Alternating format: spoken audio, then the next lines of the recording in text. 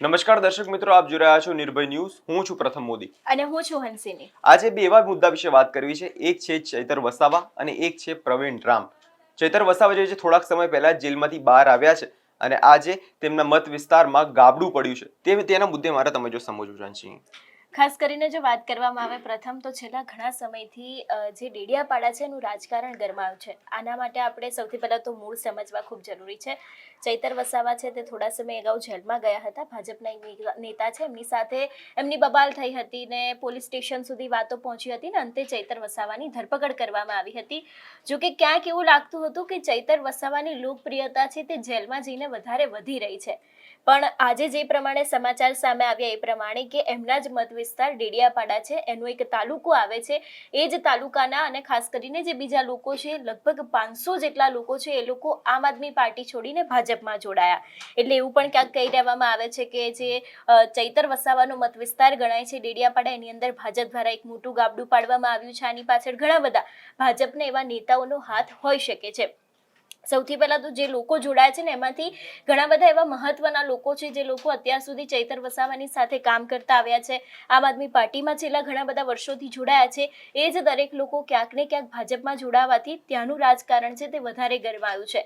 એક તરફ આની પાછળ બે ફેક્ટર કામ કરતા હતા. સૌથી પહેલા કે જે ચૈતર વસાવા છે તે જેલમાં ગયા એ વખતે ક્યાંક એમની લોકપ્રિયતા છે તે વધી ગઈ હતી. એવું એટલા માટે પણ કહેવામાં આવતું હતું કે જે ચૈતર વસાવાનો ગઢ ગણાય છે ત્યાં અત્યારે હાલ જે પ્રમાણે ભાજપના નેતાઓ છે એ લોકો કામ કરી રહ્યા છે, તેની સાથે જે આમ આદમી પાર્ટીના બીજા નેતાઓ કામ કરી રહ્યા છે, એના કારણે ક્યાંક ને ક્યાંક ચૈતર વસાવાની લોકપ્રિયતા વધી રહી છે એવી વાતો છે તે લોકોમાં વહેતી થઈ હતી.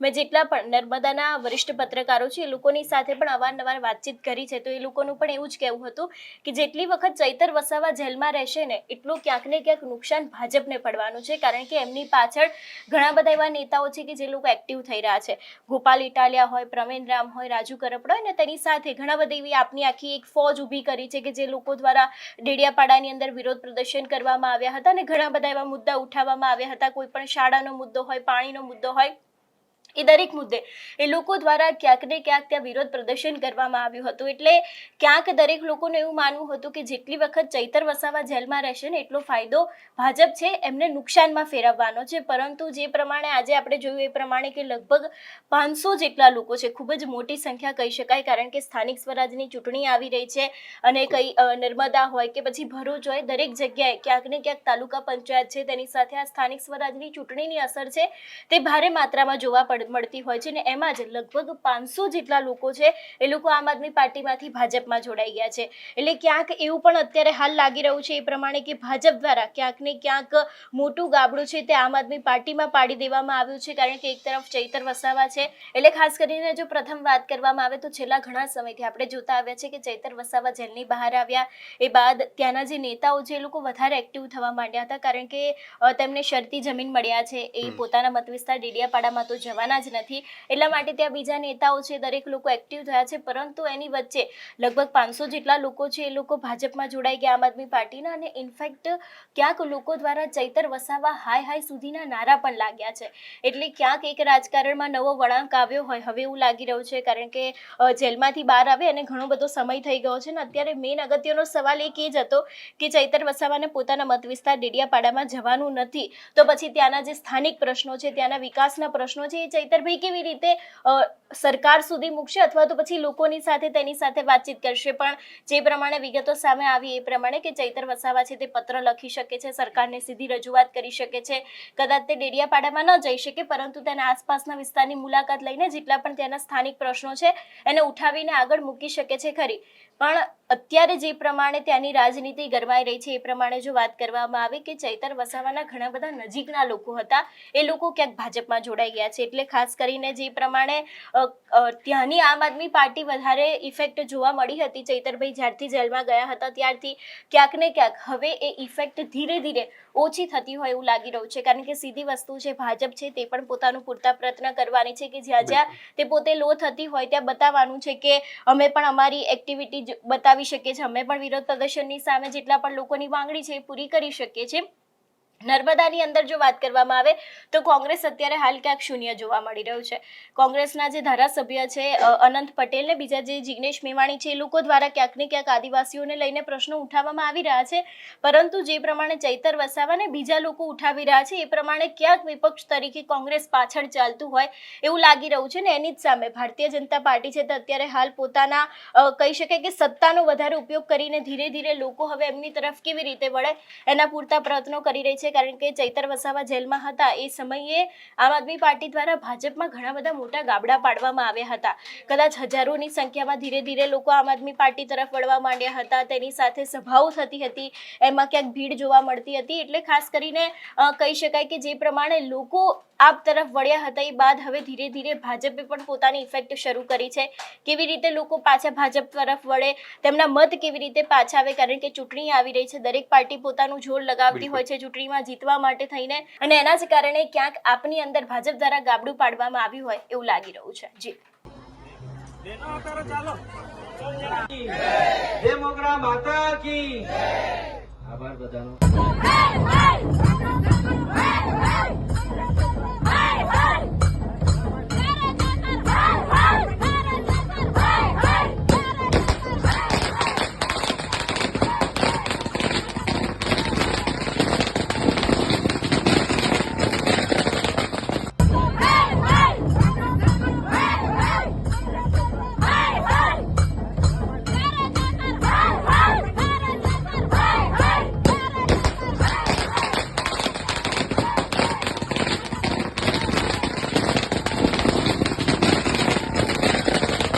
ભાઈ ભોનાભાઈ વસાવા, ઢીલીપાડા ગામ. અમે આજ દિન સુધી અમે ઝાડુ મારીને અમારું છે ને કંઈ વિકાસ નથી થતું, એટલે અમે બધા ગામવાળા વિચાર કર્યો કે અમે 500થી 550 જણ અમે આજે જોડાયા છે. નીલભાઈ સાહેબે રાજપીપળાથી આવ્યા એ વરસાદમાં, એમનો બી ધન્યવાદ માનીએ છીએ. અમે બહુ ખૂબ સરસ આ વરસાદમાં બી મિટિંગ હારી કરી, બહુ ધન્યવાદ છે. હંસની આ તો વાત હતી ચૈતર વસાવાની. બિલકુલ. હવે વાત કરીએ પ્રવીણ રામની. જે પ્રવીણ રામ જોવા જઈએ તો છેલ્લા કેટલાક સમયથી ચર્ચામાં જે છે. ગઈકાલે જો આપણે વાત કરીએ તો કેશોદમાં તેમણે વિરોધ પ્રદર્શન જે કર્યું હતું, તે વિરોધ પ્રદર્શનમાં તેમની પોલીસ અટકાયત કરવામાં આવી હતી. તો તેના વિશે સમજવું.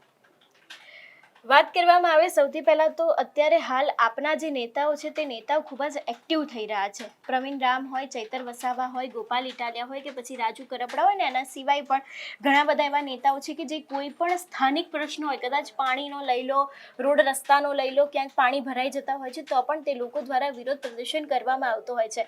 વાત કરવામાં આવે પ્રવીણ રામની. પ્રવીણ રામે ગઈકાલે આજે અંડરપાસ દેખાઈ રહ્યો છે ફોટોની અંદર, ત્યાં પાણી ભરાઈ ગયું હતું. તે પ્રતિબંધિત વિસ્તાર હતો, ત્યાં કોઈને અવર જવર માટેની ના પાડી હતી. તેમ છતાં પણ તે બોટ લઈને ગયા હતા, ત્યાં વિરોધ પ્રદર્શન કર્યું હતું. ને એ બાદ જે પ્રમાણે આ દ્રશ્યોમાં પણ જોઈ શકાય છે એ પ્રમાણે પોલીસની સાથે તેમની માથાકૂટ થઈ હતી. ને એ બાદ તેમના ઉપર ઘણા મોટા આક્ષેપો લાગ્યા હતા. એટલે પ્રવીણ રામ છેલ્લા ઘણા સમયથી જે રીતે ચર્ચામાં આવ્યા છે એ જ રીતની જો વાત કરવામાં આવે કે અત્યારે લોકો એવું કહી રહ્યા છે કે ક્યાંક પ્રવીણ રામને પોલીસની સાથે જે મોરે મોરો કરવો ભારે પડ્યો હોય એવું લાગી રહ્યું છે. કારણ કે પ્રવીણ રામની સામે પોલીસ સ્ટેશનની અંદર ફરિયાદ થઈ ગઈ છે, ને પોલીસ સ્ટેશનમાં જેને ફરિયાદ કરાવી છે એક સરપંચ છે, એમના દ્વારા આક્ષેપ મૂકવામાં આવ્યો છે કે જે આ હોડી લઈને પ્રવીણ રામ ગયા છે એ હોડી સરકારી હોડી છે એવા આક્ષેપો મૂકવામાં આવ્યા છે. ને તેમના દ્વારા જુઠ્ઠું કહીને હોડી લઈ લેવામાં આવી હતી એવા પણ આક્ષેપ છે તે ત્યાંના સરપંચને મૂક્યા છે. જો કે એ બાદ તરત જ મેં પ્રવીણ રામની સાથે વાતચીત કરી હતી. તેમના દ્વારા સીધું જ બધું ક્યાંક એવું કહી દેવામાં આવ્યું કે આ તો ભાજપનું એક ષડયંત્ર છે, લોકો દ્વારા કામ નથી કરવામાં આવતું, અંડરપાસના કામ છે તે ઘણા સમયથી, ઘણા વર્ષોથી અટકેલા છે, તેમ છતાં પણ કેમ નથી કરવામાં આવ્યું. ને ખાસ કરીને તેમણે એમ પણ કહ્યું કે વિસાવદરમાં જ્યારથી આમ આદમી પાર્ટી જીતી છે ત્યારે આ કેશોદ અંડરપાસનો જે મુદ્દો છે ઉઠાવવામાં આવ્યો હતો. એ બાદ ભાજપના નેતાઓ એક્ટિવ થયા ને એમના દ્વારા કંઈક કામ છે તે અધૂરું મૂકી દેવામાં આવ્યું, ને એ બાદ તરત કામ શરૂ કરવામાં આવ્યું હતું. ને એવા ઘણા બધા આક્ષેપો છે તે પ્રવીણ રામ દ્વારા મૂકવામાં આવ્યા હતા. પણ હવે જે સમયે વરસાદ આવ્યો, અત્યારે જે પ્રમાણે વરસાદ ગુજરાતમાં જોવા મળી રહ્યો છે ને એની જ અંદર પાણી ભરાયા અને પ્રતિબંધિત વિસ્તાર હોવા છતાં પણ પ્રવીણ રામ ત્યાં બોટ લઈને ગયા, તેમના દ્વારા વિરોધ પ્રદર્શન કરવામાં આવ્યું. એટલે પોલીસ ત્યાં પહોંચીને પોલીસ સાથે તેમની જોરદાર બબાલ થઈ હતી, એમની અટકાયત પણ કરવામાં આવી હતી. ને એ બાદ ક્યાંક ને ક્યાંક તેમની સામે પોલીસ ફરિયાદ થઈ લગભગ તેમની સાથે જે બીજા લોકો હતા એ લોકોની સામે પણ ફરિયાદ કરવામાં આવી છે, પરંતુ અત્યારે જો વાત કરવામાં આવે પ્રવીણ રામ વિશેની તો એ પણ ક્યાંક ને ક્યાંક વધારે એક્ટિવ થતા હોય એવું લાગી રહ્યું છે. આની પહેલાં તેમના દ્વારા ખેડ બચાવ પદયાત્રા કરવામાં આવી હતી, એમાં પણ લગભગ ઘણા બધા દિવસ સુધી એ ચાલતા ગયા હતા, ખેડૂતોના પ્રશ્નો વિશેની વાત કરી હતી. એ સમયથી જ ક્યાંક ને ક્યાંક અત્યારે હાલ જે આપના નેતાઓ છે એ દરેક લોકો ધીરે ધીરે જે પ્રમાણે અત્યારે હાલ એક્ટિવ જોવા મળી રહ્યા છે, એટલે ઘણા બધા સવાલો ઊભા થઈ રહ્યા છે કે ક્યાંક સ્થાનિક સ્વરાજ ની ચૂંટણી આવી રહી છે અને આગામી 2027ની ચૂંટણી આવી રહી છે, એના વિશે તો આપણે સૌ કોઈ જાણીએ છીએ. એટલા માટે થઈને ક્યાંક આ લોકો દ્વારા અત્યારથી જ તેની ધીરે ધીરે કામગીરી છે તે શરૂ કરી દેવામાં આવી હોય એવું પણ લાગી રહ્યું છે. પહેલા તો આપણે જોયું કે ચૈતર વસાવા છે એ પણ છેલ્લા ઘણા સમયથી એક્ટિવ થયા છે, પરંતુ એ જેલમાં ગયા હતા, અત્યારે શરતી જામીન આપવામાં આવે છે, એટલે પોતાના મત વિસ્તારમાં નથી. અને એ બાદ હવે ક્યાંક પ્રવીણ રામ છે એમની સામે પણ ફરિયાદ થઈ છે, અને પ્રવીણ રામ દ્વારા સીધી જ એક વાત જ્યારે મેં એમની સાથે વાતચીત કરી હતી એવું કહેવામાં આવ્યું કે મારા ઉપર ગમે એટલી ફરિયાદ કરી લો, ચૈતર વસાવા ઉપર ગમે એટલી ફરિયાદ કરી લો, રાજુ કરપડા ઉપર કરી લો, અમે લોકો ભાજપની સામે તો લડીશું, જે મુદ્દાઓ અત્યારે હાલ છે મુદ્દાઓ વિશે અમે લોકો વાત કરીશું, એવી સીધી વાત છે એવી પણ ક્યાંક પ્રવીણ રામ દ્વારા કરી દેવામાં આવી છે. એટલે અત્યારની જો રાજકારણની વાત કરવામાં આવે તો હવે ધીરે ધીરે ગુજરાતની અંદર આપની ઇફેક્ટ જોવા મળી રહી છે. જે પહેલા વિપક્ષ તરીકે નામ કોંગ્રેસનું આવતું હતું, હવે એમાં વિપક્ષ તરીકે નામ ક્યાંક આમ આદમી પાર્ટીનું આવતું હોય એવું અત્યારે હાલ પૂરતું લાગી રહ્યું છે. અને પ્રવીણ રામ જે પ્રમાણે અત્યારે હાલ એક્ટિવ થયા છે એ બાદ આ સમગ્ર મામલાને લઈને પોલીસનું પણ નિવેદન સામે આવ્યું છે, એટલે એમના દ્વારા પણ સીધું જ કહેવામાં આવ્યું છે કે જે ફરિયાદીએ ફરિયાદ કરી છે એમના દ્વારા પણ કહેવામાં આવ્યું છે, ને ઘણા બધા આક્ષેપો મૂકવામાં આવ્યા છે કે આ સરકારી હોડી છે, શા માટે થઈને તેઓ એનો ઉપયોગ કર્યો હતો. આ સવાલ પણ મેં પ્રવીણ રામને સીધો પૂછ્યો હતો, તેમના દ્વારા પણ આ વાતને લઈને જવાબ આપવામાં આવ્યા છે. એટલે ખાસ કરીને સૌથી પહેલા તો જે પોલીસનું નિવેદન છે, એટલે ખાસ કરીને સૌથી પહેલા તો જે પોલીસનું નિવેદન સામે આવ્યું છે એ સાંભળીને બાદ મેં જ્યારે પ્રવીણ રામ સાથે વાતચીત કરી હતી તે પણ સાંભળીએ. આજ રોજ કેશોદ પોલીસ સ્ટેશનમાં એક વિશ્વાસઘાતનો કાવતરા અંગેનો ફરિયાદ દાખલ થયેલી છે, જેમાં ફરિયાદી દેવાનંદભાઈ સવદાસભાઈ પીઠિયા કે જેઓ અખોદોડ ગામના સરપંચ છે, તેઓની સરકારી ગ્રાન્ટમાંથી મળેલી બોટ છે કે જે તેઓની માલિકીની હોય, એના હસ્તકની હોય છે, અને તેઓની સાચવવાની અને સાર સંભાળની જવાબદારી તેઓની પાસે હોય છે. જે આ કામના આરોપી બાલુભાઈ પરબતભાઈ પરમાર કે જેઓ તેઓને ફોન કરીને પોતાને સેવાના કામમાં એક બોટની જરૂર છે, એટલે દેવાનંદભાઈએ વિચાર્યું કે ભાઈ એમને કોઈ હાલમાં વરસાદ પડે છે તો બચાવની કામગીરી માટે જરૂર હશે, જેથી તેઓ જૂઠું બોલી અને એમની સાથે વિશ્વાસ અપાવ્યો કે સેવાના કામનો વિશ્વાસ અપાવી અને તેઓએ સદર બોટનો ઉપયોગ કેશોદ 4 ચોક ખાતે હાલમાં જ અંડર બ્રિજ શરૂ થયેલો છે, જેમાં પાણી ભરાયેલું હોય, એમાં પોલીસે બેરિકેડ પણ કરેલું હતું કે જેથી કોઈને જાનમાલની નુકસાની ન થાય, અંદર કોઈ ભૂલથી કોઈ પ્રવેશે નહીં. પરંતુ આમ આદમીના કાર્યકરો, જેમાં મુખ્ય પ્રવીણભાઈ પુંજાભાઈ રામ, પ્રવીણભાઈ બાલુભાઈ વણપરિયા, બાલાભાઈ રામભાઈ કાનગડ, પિયુષભાઈ લખુભાઈ સિંધવ, કિશોર શામજીભાઈ કોટેચા, જયસુખભાઈ પ્રેમભાઈ ફળદુ, રાકેશભાઈ જમનાભાઈ વણપરિયા, દીપકભાઈ કવરલાલ જાતુલિયા વગેરે નાઓએ કાવતરું રચી અને સદર સરકારી બોટનો દુરુપયોગ કરી અને ત્યાં અંદર જે ગરનાળામાં પાણી ભરેલું હતું તેમાં પ્રવેશ કરી અને હોડીનો દુરુપયોગ કરી અને વિરોધ માટેનું પ્રદર્શન કરેલું હોય, જે અંગેની ફરિયાદ દેવાનંદભાઈએ કેશોદ પોલીસ સ્ટેશન રૂબરૂ આપતા કેશોદ પોલીસ સ્ટેશને ગુનો દાખલ કરી આગળની તપાસ હાથ ધરી છે. પ્રવીણભાઈ, તમારી સામે પોલીસ ફરિયાદ કરવામાં આવી છે, સૌથી પહેલા તો આ સમગ્ર મામલાને સમજવો છે. જી ચોક્કસથી જે પોલીસ ફરિયાદ થઈ છે અને એ પણ જનતા માટે અવાજ ઉઠાવવા ના મુદ્દાને લઈને પોલીસ ફરિયાદ થઈ છે. સૌથી દુઃખની વાત એ છે કે આ ગુજરાતમાં ખુલ્લેઆમ દરેક તાલુકાઓમાં દારૂ વેચાય છે, તો બુટલેગરો ઉપર ફરિયાદો નથી થતી. આ ગુજરાતની અંદર ભાજપના રાજમાં બીજેપીના ગુંડાઓ ખુલ્લેઆમ દાદાગીરી કરે છે, ત્યાં ફરિયાદો નથી થતી. આ ગુજરાતમાં બીજેપીના રાજમાં રેતી માફિયાઓ, ખનન માફિયાઓ ખુલ્લેઆમ જમીનોનું ખોદાણ કરે છે, ત્યાં ફરિયાદો થતી નથી. પણ જ્યારે તમે લોકોનો અવાજ ઉઠાવવા જાઓ, લોકોને પડતી પીડા અને વેદનાને તમે જાગૃત કરવા જાઓ, એને ઉજાગર કરવા જાઓ, ત્યારે આ બીજેપીના નેતાઓના પેટમાં તેલ રેડાય છે અને એ પોલીસ ઉપર પ્રેશર બનાવી અને તમારી ઉપર ક્યાંક ને ક્યાંક ફરિયાદ કરવાનું જે કંઈ પણ કાવતરાઓ જે એમના શરૂ થયા છે એ ઘણા સમયથી થયા છે. ચેતરભાઈ ઉપર ખોટી રીતે ઘણી બધી ફરિયાદો કરી દેવામાં આવી. રાજુભાઈ ઉપર પણ ભૂતકાળમાં ઘણી બધી ફરિયાદો કરવામાં આવી. ગોપાલભાઈ ઉપર પણ ભૂતકાળમાં ઘણી બધી ફરિયાદો કરવામાં આવી. મારી ઉપર પણ ભૂતકાળમાં 307 જેવી ગંભીર ખોટી કલમો નાખી દેવામાં આવી. અને ગઈકાલે જ્યારે કેશોદની અંદર એક અંડરબ્રિજનો પ્રશ્ન છે.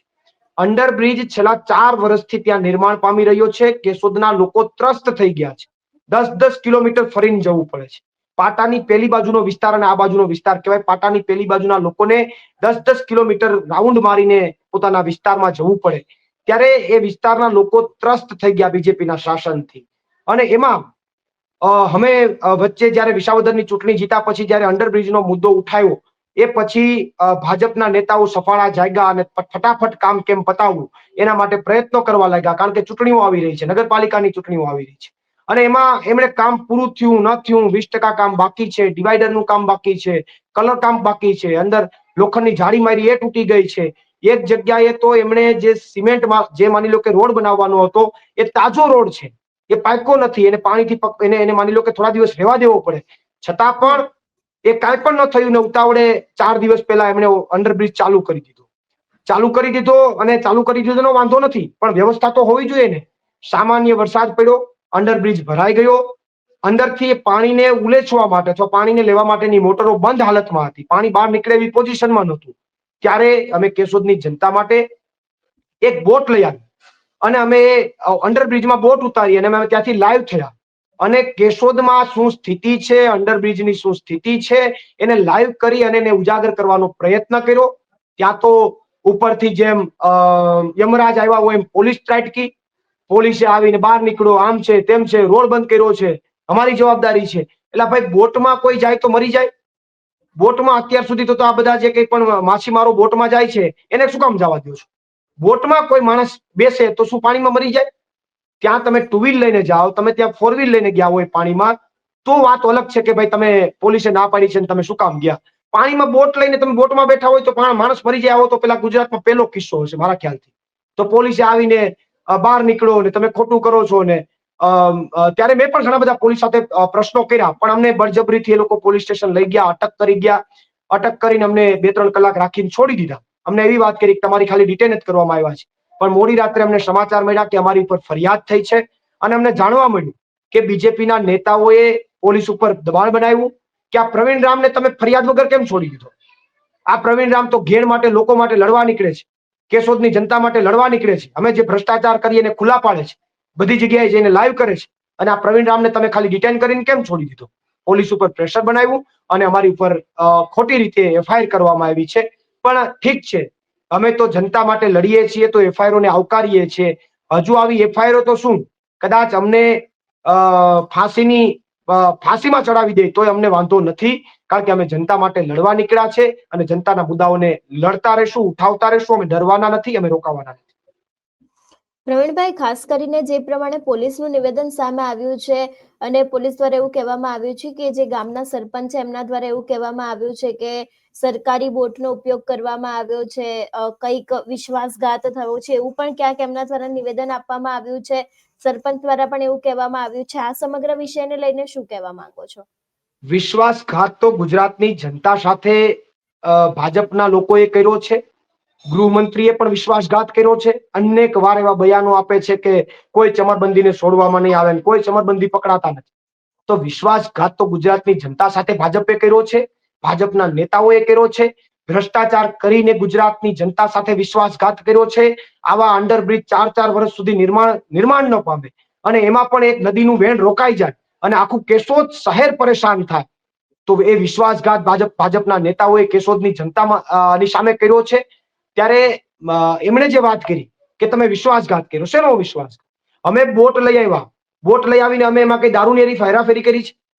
અમે બોટ લઈ આવીને કઈ એમાં અફીણની હેરાફેરી કરી છે? સમુદ્ર કિનારે જેટલો પણ ડ્રગ્સ આવે છે ત્યાં કેમ પકડતા નથી? અમે બોટ લઈ આવીને શું કર્યું? અમે બોટ લઈ આવી અને એક સાંકેતિક વિરોધ બતાવ્યો કે હવે તમારાથી આ પાણી ન ઉલેચાતું હોય તો એક હોડી રાખી દો અને હોડી રાખીને લોકોને અવર જવર કરવા માટેની એક વ્યવસ્થા ઊભી કરો. તો એમાં શેનો વિશ્વાસઘાત થયો ભાઈ? જનતા માટે જ્યારે તમે ઉજાગર કરવાની વાત કરો છો તો શેનો વિશ્વાસઘાત? પોલીસે ફરિયાદમાં એવું લખ્યું કાવતરું. શું જનતા માટે અવાજ ઉઠાવવો એ કાવતરું છે? ક્યારથી આ ગુજરાતમાં એવું બની ગયું છે કે જનતા માટે અવાજ ઉઠાવો અને જનતાના મુદ્દાને તમે ઉજાગર કરો, જનતાની પીડાને, જનતાની વ્યથાને ઉજાગર કરો, તો એ કાવતરું ક્યારથી બની ગયું? તો આ તો માત્ર ને માત્ર કેમ ફસાવવા, શબ્દોની માયાજાળમાં કેમ ફસાવવા, એના માટેના આખા પ્રયત્નો છે. વિશ્વાસઘાત બીજેપીએ કર્યો છે, કાવતરું બીજેપીએ રચ્યું છે. અમે તો જનતા માટેનું કામ કર્યું છે, જનતાના મુદ્દાને ઉજાગર કરવા માટેનું કામ કર્યું છે.